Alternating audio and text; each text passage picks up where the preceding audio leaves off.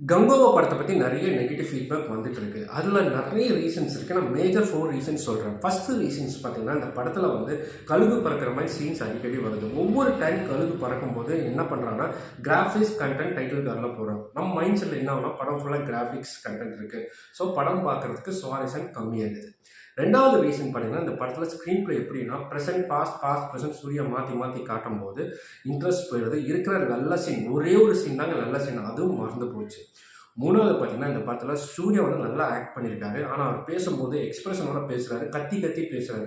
அவரு மட்டும் இல்ல, சுத்தி இருக்கிற எல்லா கேரக்டரும் கத்தி கத்தி பேசும்போது ஒரு கட்டத்துல நமக்கு எரிச்சல் ஆகுது.